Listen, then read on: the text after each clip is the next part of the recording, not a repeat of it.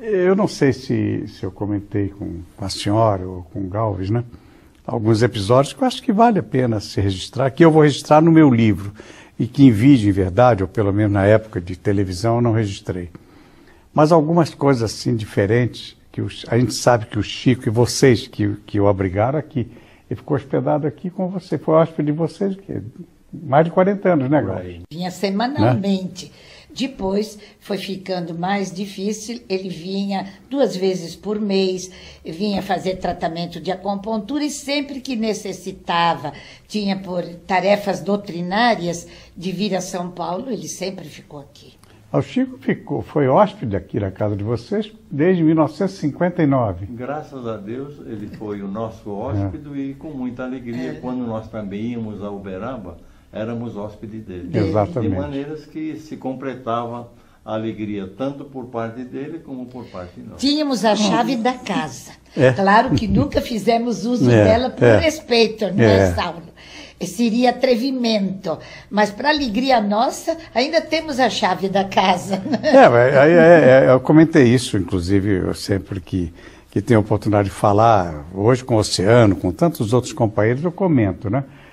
Esses aspectos, há aspectos da vida do Chico que nunca nós pudemos registrar, que nunca tivemos oportunidade. Eu, por exemplo, tive vontade, algumas vezes, de reportar a atividade dele aqui, a presença dele aqui. Mas aqui, depois de Uberaba, era o refúgio dele, né? E quando ele Embora eu tivesse de vocês todo esse carinho que eu sempre agradeci, e do próprio Chico, mas eu não tinha coragem de chegar aqui e dizer, eu quero mostrar como é que é o Chico, onde é que o Chico repousa, esse apartamento dele que vocês têm aqui, né? E o Chico era muito delicado. Sempre que ele precisava receber alguém, ele pedia permissão. Vocês me permitem que eu receba fulano? Então, Chico, a casa é sua. Não, se eu puder receber, se vocês acharem que é inconveniente, ele pedia licença, sabe? Não, são aspectos que nós nunca comentamos, só mesmo entre nós aqui. Veja que só hoje eu comentei o episódio quando nós fomos acompanhados, porque eu estava dirigindo em 74, né? A TV Rio Preto, lá o Canal 8, quando ele foi receber o título de cidadão de Catanduva, né? O caso do Álvaro Costa, jornalista, escritor, presidente do Centro Espírita de lá, né? O Álvaro ficou seguramente uns 2 anos, e era um radialista muito conhecido lá em Catanduva, uns 2 meses, me botou doido dentro da rádio e da televisão, porque queria apertar a mão do Chico. Ele disse, Saulo, eu sou um espírita que não conheço o Chico. Na hora que eu apresentei ele ao Chico, quando o Chico, pouco antes, horas antes de receber o título, né? Passando ali entre Rio Preto e Catanduva, ele segurou a mão do Chico e ficou assim, acho que uns 2 minutos, eu sou o Álvaro Costa, eu sou presidente do centro, eu sou vereador, eu sou... Ele falou uns 10, eu sou, aí o Chico, de repente, quando ele deu uma paradinha, o Chico disse assim, que Deus te abençoe, meu filho, eu não sou nada, eu sou a poeira que vocês levantam por aí. O Chico recebeu grande parte do livro, A Vida Continua, na nossa casa em Santos. Mas há um episódio muito bonito, Galves deve lembrar, não é, Galves? Assim que o Chico veio para São Paulo, depois de passar alguns dias em Santos, na Epitácio Pessoa 55, uma casinha que a gente tinha lá, e o Chico passou alguns dias lá, e nós ficamos muito felizes com isso. E quando fui buscá-lo, ele vinha muito feliz, muito contente, muito satisfeito daqueles dias que lhe proporcionaram em Santos. Aí quando chegamos em São Paulo, à noite ele falou, olha, Galves e Nene, eu gostaria que você me levasse até o Morumbi. O Morumbi, Saulo, você sabe que é uma zona assim muito tortuosa, muitas curvas. E à noite, para quem não conhece muito, é mais complicado ainda. Aí fomos para o Morumbi. E aí o Chico diz assim no caminho, olha, tem uma entrada grande que era assim, um tipo daquelas entradas de fazenda, você entra por lá. E o Chico nunca tinha ido no Morumbi, e eu muito poucas vezes. Aí fui, localizei, entramos, aí o Chico ia dizendo, entra nessa travessa. entra nessa outra travessa. Eu não conhecia nada, e o Chico no escuro, que no Morumbi nem luz tinha naquela época, até que caminhamos um pouquinho, o Chico diz assim, para um pouquinho aqui. Nós paramos o carro, o Chico desceu e foi andando, olhando para algumas casas e tal, e nós, eu e Nena conversando atrás, e o Chico sozinho, para cima, para baixo, olhando. Aí depois que ficamos lá uns 15, 20 minutos, ele falou, podemos ir embora. Aí ao entrar no carro, o Chico diz assim, neste bairro é onde está todos os personagens do livro E a Vida Continua. Só que não nos disse quem era e qual era a casa, porque alguns dos personagens na época ainda viviam. Ele foi conhecer realmente no bairro, reconhecer o que ele havia visto psicografando o livro em Santos. Agora, o importante é à noite, sem conhecer nada, ele foi informado, entra nessa rua, vai nessa rua, vai naquela. Ele era o guia. Era. Ele antes, na psicografia, ele via os quadros, aonde estava, como era, depois reconhecia o terreno. A mediunidade de Chico era realmente no espaço e no tempo. Hoje explicada com a física quântica e a ciência busca explicar, mas o Chico não fazia força por explicar. Ele vivia dentro do fenômeno. Dona Nena e Galvez, eu acho que sempre é importante a gente assinalar isso. Veja vocês. O Pinga Fogo, os dois, primeiro e segundo, foram feitos em julho e dezembro de 71. Quer dizer, quase 40 anos já, são 37 anos. As teses, os temas, ainda agora lendo um livro que o Oceano me deu, que retrata as primeiras reportagens do Clementino Alencar, repórter do Globo, e publicadas também no jornal O Povo de Fortaleza, em 1935, eu encontrei numa das páginas um negócio espetacular que eu vou assinalar num livro, no meu livro, inclusive, né?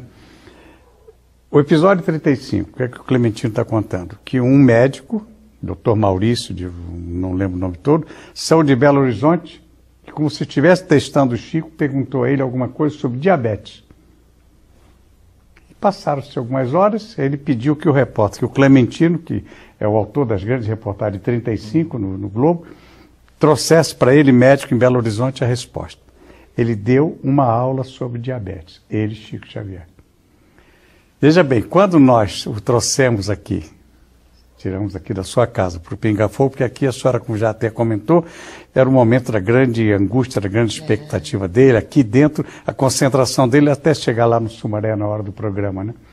Um dia, quando eu trouxe o Chico lá na 7 de abril, o senhor Edmundo Monteiro disse, eu tenho um grupo de médicos, você está proibido de comentar isso lá fora, você não pode colocar, isso não é notícia para ser divulgado, e deixa o Chico conversar à vontade. Eram 6 especialistas.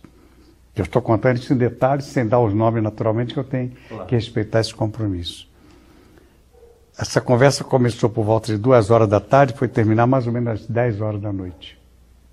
O Chico discutiu medicina, com detalhes técnicos, com 6 especialistas, professores da universidade, daqui da USP. Negócio assim, impressionante. É o que a senhora assinala bem realmente. O para trás e o para frente, né? Sem dúvida. Chico relembrava as reencarnações das pessoas ao vê-las. Ele, certa vez, viu um menino em Petrópolis e ele disse a uma companheira nossa, olhe bem esse menino, ele é um dos nossos. Hoje o menino é moço, tem uma obra magnífica, dirige um centro, e o menino tinha, na ocasião, 6, 7 anos. Era dos nossos. Então, o Chico sabia realmente as criaturas que tinham compromisso com a doutrina e até compromisso em outras áreas profissionais. Ele não interferia na personalidade de um jovem, quando se lhe ia perguntar sobre que carreira fazia, mas ele sentia onde a pessoa tinha vocação, porque ele via no passado esta alma reencarnada e sabia. Ele disse a várias pessoas, amigas nossas, que elas seriam médicas. e tiveram dificuldade de entrar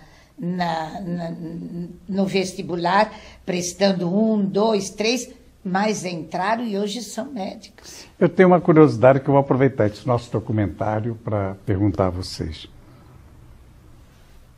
Eu tinha a felicidade de saber que o Chico confiava, acreditava na honestidade, nos propósitos meus para fazer tudo que nós fizemos com aquela série de reportagens, né? Mas vocês eram os confidentes de todos os momentos aqui, né? Será que, Galves ou Dona Nena, tem alguma revelação assim meio interessante que, para mim, quando eu estava em Uberaba conversando com ele, que era interessante, que era importante ele participar do Pinga Fogo, e eu sabia que eu estava contrariando alguns diretores aqui, que foram resistentes até um certo tempo, temerosos de colocá-lo num programa, né, como Pinga Fogo, né? E ele disse assim, eu acho que eu não vou corresponder ao que esse programa precisa. Eu não sei nada do que eu vou dizer lá, mas também não quero saber nada do que vão me perguntar. Agora, para vocês, ele manifestou alguma coisa aqui. Naquelas horas de nervosismo que a senhora falou aqui, a caminhada dele aí no corredor, a concentração. O Chico, naquele momento, se entregou a você, sem dúvida, né, Saulo? Porque ele confiou. Naturalmente, os amigos espirituais o alertaram que ele poderia ir ao programa e tudo mais, mas o livre-arbítrio funciona. Você poderia tê-lo decepcionado. Perfeito. E ele realmente ficou agradecido, porque ele confiava em você.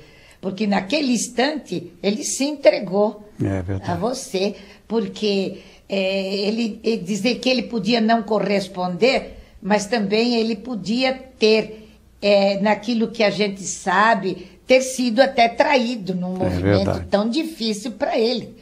Porque, como havia ocorrido na década de 50. Claro. No episódio da Vinácia Gemanzon, né? Foi um episódio triste, que depois nós tivemos, hoje ainda temos uma revista com a reportagem dessa época, que saiu num livro das grandes reportagens dele, e a gente vê com tristeza o que foi naquela época, mas com alegria o respeito que depois ele teve, não é, Saulo? Mas tem uma coisa, o Chico sempre confiou no Saulo, porque nunca esqueço que ele disse, olha, podemos confiar no Saulo porque ele é um homem de respeito, educado e sério.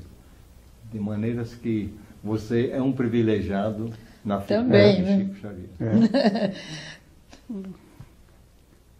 Parece que deu emoção em todos nós agora. Vou dizer o que agora isso? Não tem o que dizer, né? Eu acho que nós temos mais que honrar esse privilégio que ele nos deu, não é, Saulo? Privilégio. Porque a confiança que ele depositou em nós, realmente agora a única maneira de agradecer é honrar esse privilégio. É verdade. Se honrarmos esse privilégio, o mundo espiritual realmente saberá que nós estivemos junto com um grande apóstolo de Jesus aqui na Terra. E a felicidade de podermos, até com recursos técnicos agora tão mais evoluídos, né, reviver todas essas imagens, essa história, que é exatamente a preocupação do Oceano Vieira de Mello, né? Mas o Saulo falou da reportagem lá na 7 de abril, então eu lembrei do Cuca, o filho da Cacilda Becker, quando o Chico, um dia estávamos passeando lá na 7 de abril, ele falou, Galves, eu preciso ir em cima, eu preciso subir nesse prédio. Falei, mas por que, Chico? Vamos subir nesse prédio que tem um menino que ele está precisando. Aí nós subimos no 6º, 8º andar, não me lembro, e aí o Cuca, quando viu o Chico, ficou assim meio atordoado. E aí vieram mais 2 ou 3 rapazes que estavam lá trabalhando com ele, e aí o Chico falou que queria falar com o Cuca, José Carlos Beck. E aí o Cuca chegou lá, e já ficou chorando e tal, bateu um papo com ele, e graças a Deus o Cuca está um moção já, cheio de vida e trabalhando bastante. Foi um detalhe muito interessante, porque ele viu que o menino naquela altura tinha perdido a mãe, estava com graves problemas de saudade, e na época o Luiz Carlos Becker precisava de muito apoio, né? E o Chico, naturalmente, através de Cacilda, foi o intermediário. E nós tivemos a alegria também de trabalhar com ela, porque Chico recomendou que ela trabalhasse conosco no União. Então, tivemos também esta alegria. Era uma médium maravilhosa, uma médium realmente com um potencial mediúnico muito grande. E ela trabalhou conosco no União. E depois, mais tarde, é que eles fundaram o Centro Espírita Cacilda Becker. Mas durante muito tempo ela trabalhou conosco no União. E como nós estamos aqui, em verdade, isso é um papo informal, porque a gente está pegando assim, retalhos, né, da nossa conversa. Depois o que não servir da conversa não importa. E a senhora sabe, quando eu fiz o documentário de 91, né, que colocamos, inclusive, a festa de inauguração do União, do Centro União, né? E aquele encontro, depois de 50 anos, do Humberto de Campos Filho, lá na tua casa, lá no centro, que, sei lá, é uma coisa fantástica. Belíssimo. Exato. E quando aquele trabalho estava sendo feito, eu havia, pouco antes, perguntado ao Chico, Chico, eu estou indo fazer, não queria dizer ele o que era, né? Estou indo fazer umas entrevistas em Pedro Leopoldo, eu vou também a Goiânia, etc. Aí eu ia perguntar a ele alguns nomes para ele citar de Pedro Leopoldo. Ele virou para mim e disse assim, você sabe que lá tem o fulano. Se você encontrar esses 4 amigos que são tão queridos, eu vou ficar muito feliz. E eu encontrei todos os 4. Um desses senhores, era um homem de 80 e poucos anos, sentou ao lado de um armazém, um lugar muito pobrezinho, e ele também muito pobre. E ele disse assim, o Chico, será que o Chico... Ele falava com muita dificuldade, o Chico lembrou de mim, lembrou, por isso que eu estou procurando o senhor. Aí disse assim, mas eu não fiz nada assim importante para ele não. Só que quando ele tinha 10 anos de idade, aí ele estava trabalhando lá naquela fábrica de fiação, ele ficava dentro, eu botava de noite, ele era muito magrinho, sentia muito frio, eu botava ali, ele com um bocado de algodão em volta dele, deixava ele dentro de uma caixa sem o chefe ver, para ele poder dormir com um pouquinho sem frio de noite. O Chico não esquecia isso. Uma companheira também de Pedro Leopoldo, ele tinha muito carinho, Nair Machado, que era irmã do Zeca Machado, que trabalhava na casa espírita, no Luiz Gonzaga. E sempre que ele encontrava com ela, ele dizia, Nair repartia comigo a merenda. Ela levava uma merenda dupla, e eu não tinha normalmente merenda para levar. Ela repartia comigo a sua merenda. E ele, sempre que estava com ela, agradecia a merenda que ela repartia. Não esquecia dos benfeitores? Não. Chico nunca esqueceu nada que se lhe fizesse bem. Uma coisa que tivesse dado a ele alegria. Agora, as tristezas ele procurava esquecer e as ingratidões também. As ingratidões... só dividia a alegria com todos, né? A dor ele guardava com ele. A senhora estava me falando que o Chico estava com algum... Quando eu fiz a primeira entrevista com ele, a senhora me perguntou a data. Eu lembro que eu gravei nos dias 2 e 4 de maio, que eu teve uma interrupção no dia 3, que era feriado, que era a festa da cidade, né, do Zebu, que, aliás, aproveitei para gravar, a pedido do Chico, o Hospital do Fogo Selvagem, mostrando a que ponto eles estavam, relegados ao abandono, etc., né? Então, gravei dia 2 e 4, e só no dia 9 foi pro ar. Mas ele confidenciou a senhora aqui que ele estava se sentindo mal no dia do... Quando ele chegou, eu elogiei que ele estava muito bem, tinha sido muito feliz nas respostas. E ele me disse, Nena, estava numa crise da próstata, de dor muito forte. Disse, Chico, mas não transpareceu nada na entrevista. E ele já veio conversar e tratar da cirurgia que ele fez depois em agosto. Logo depois daquela época. Logo depois. Então foi justamente 68. Então, ele veio, tratou e operou-se no Santa Helena com Américo Zop, Dr. Levi e Oswaldo de Castro. Aliás, aí estamos corrigindo aí uma informação importante, né? Não foi no São Lucas, foi no Santa Helena. Foi no Santa Helena. E ele submeteu-se aos médicos da terra, porque ele dizia exatamente, aconselhava até aos médiuns de cura que fosse procurar se precisavam, mas curioso que ele não se dava esse privilégio. E o importante do Hospital Santa Helena é que a Helena Zerrener, que era uma das diretoras da Antártica, ela ia muito a Pedro Leopoldo e recebeu uma mensagem para que ela fizesse um hospital. Então ela construiu o Hospital em Santa Helena em virtude de uma mensagem psicografada de Chico Xavier para ela. E essa psicografia lá em Pedro Leopoldo. Lá em Pedro Leopoldo. Então foi antes de 58. Muito antes, imagina. O Hospital Santa Helena já tem muitos anos. Mas muita gente pergunta quem pagou aquela cirurgia. Ele tratou e trouxe até umas economias para pagar a cirurgia. Chegou, deu dinheiro ao Galves, guardamos o dinheiro, porque ele ia pagar a cirurgia.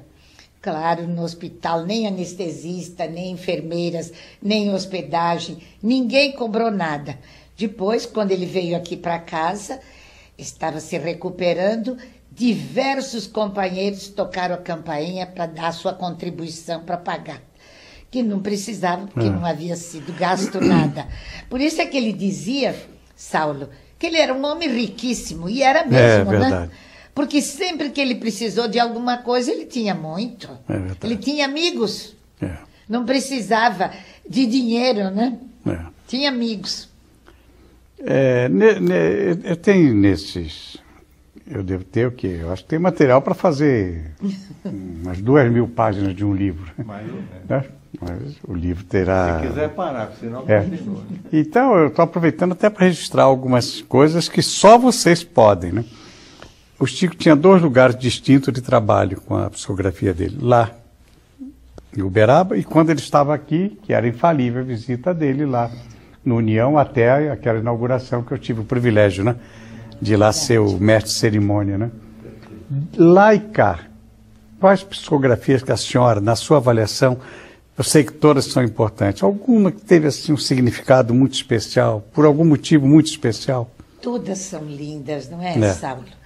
A gente aí...